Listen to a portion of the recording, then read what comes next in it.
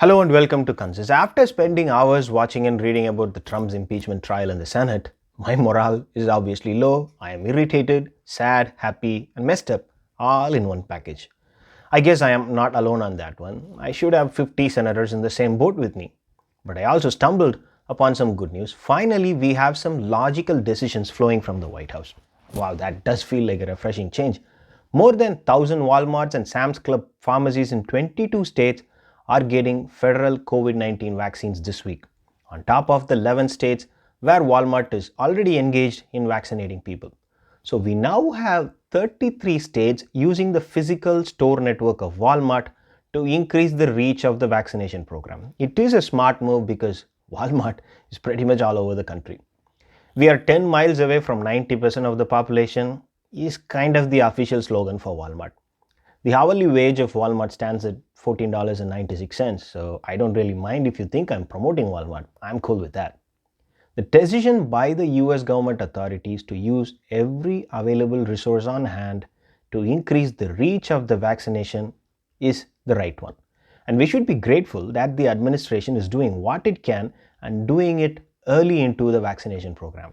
As of today, 42 million people in the United States have received at least one dose of the vaccination, and the program does look like is moving in the direction we would want it to. In the last 1 week, on average, 1.48 million doses were administered, and the pace of that daily dose has been increasing in one smooth trend line. I would love to see that in an e power x curve, but that's not going to happen because you cannot build vaccines at that speed. What we need is robust and scalable logistics in place to make full use of the vaccines that keep rolling out. We are already in uncharted waters. Never before in the history of our generation, the country was tasked to vaccinate the entire population if possible. Vaccinating 150 to 250 million people is not a simple task, and the slow pace of the vaccination will only allow the virus to further entrench itself into the society with more variants. So the government must help vaccine manufacturers to ramp up production on the one side, then do everything it can to take the vaccine to every corner of the country, urban, rural, white and black, 30 and 80, schools and retirement homes, and so on. By bringing private companies into the mix, the government can make the job of administering vaccine doses a bit easier on itself. The Biden administration announced earlier this month that it will start distributing COVID-19 vaccine to retail pharmacies across the nation. Some states like West Virginia have already deployed pharmacies in the state to help administer vaccines, and the state continues to lead the country with its vaccine rollout. And part of their success has to do with the state using local pharmacies, not just the big pharmacies, to vaccinate.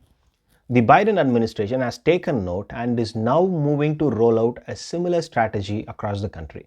Vaccinations through Federal Retail Partnership is starting tomorrow.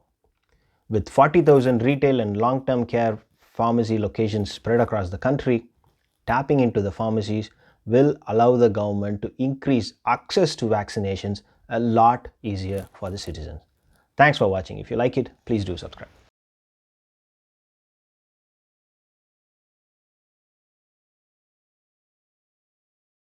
The United States rollout of the coronavirus vaccine has been anything but smooth.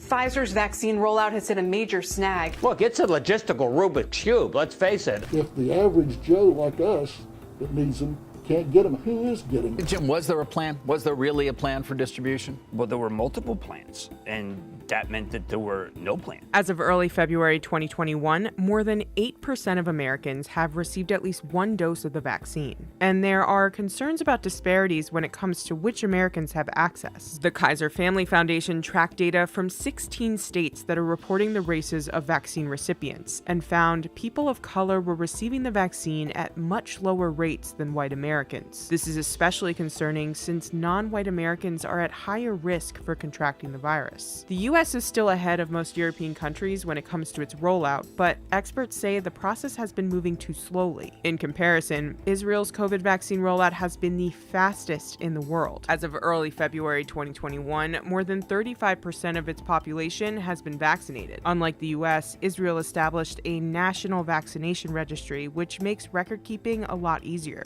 Israel though, is facing growing criticism for excluding Palestinians from its vaccination efforts. The United States took a more decentralized approach to its rollout, which has left states to develop distribution plans on their own, and it's causing some problems. Here's what went wrong with the U.S. coronavirus vaccine rollout, and how a new White House plans to turn things around. On May 15, 2020, the Trump administration launched Operation Warp Speed to accelerate development, production, and distribution of COVID-19 vaccines. Its goal was to have 20 million Americans vaccinated by the end of 2020. But once it came time to get shots into people's arms, the Trump administration turned the reins over to the states. This meant state and local health officials were left to piece together a massively complicated rollout operation without federal guidance or additional resources. That really requires an assembly line-like setup. It requires several weeks of planning. It requires making sure the complex storage is connected to individuals at the other end of the process. And for places that don't have all of that infrastructure and that expertise, they really need more technical assistance from the federal government. And unfortunately, Operation Warp Speed only really seemed to focus on the science and ultimately the development and approval of these vaccines, but not the logistics around distribution and administration. When the rollout began in December 2020, state and local officials ran into a slew of logistical issues, and many locations lacked the resources to distribute vaccines smoothly. In many states, they have just hacked away at local public health budgets to the point where people are using fax machines and Windows 98 to try and communicate and to log their data. The rollout also began over the holiday season, which led to more complications, especially surrounding limited staffing. The growing pains led to some high-profile mistakes. In December 2020, 42 people in West Virginia were accidentally given a monoclonal antibody treatment for coronavirus rather than the vaccine, a mistake that the West Virginia National Guard, the organization leading the state's rollout, called a, quote, breakdown in the process. Many state and local leaders now say that their distribution operations have gotten more efficient since the rollout began. In fact, West Virginia has become one of the leading states in the country when it comes to vaccinations. Even though states have begun ironing out logistical issues, they are still facing another big problem. They don't have enough vaccines.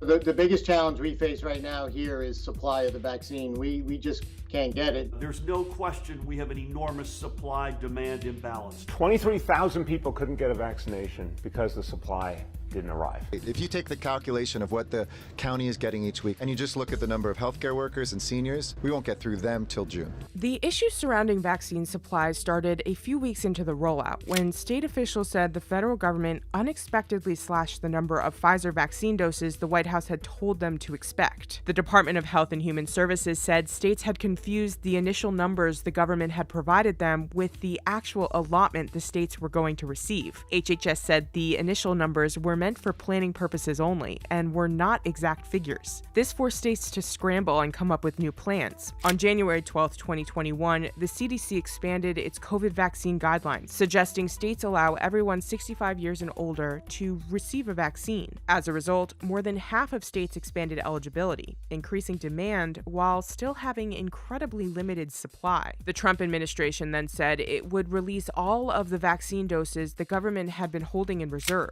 but the Washington Post reported that the vaccine reserve had already been exhausted when the administration made that announcement. Governors and local officials around the country said the lack of supply forced them to cancel vaccination appointments that people had made in advance. The Biden administration announced on January 26, 2021, that the federal government was working to purchase an additional 200 million vaccine doses from Pfizer and Moderna in order to get nearly every American fully inoculated by the summertime. There's also hope for Johnson & Johnson's single-shot vaccine candidate, which released promising results from its clinical trials on January 29, 2021. A single-shot vaccine would make logistics much easier and could seriously speed up the process. But there's still the issue of locating the vaccine supply that's currently missing around the country, and that will be a key challenge for the Biden administration.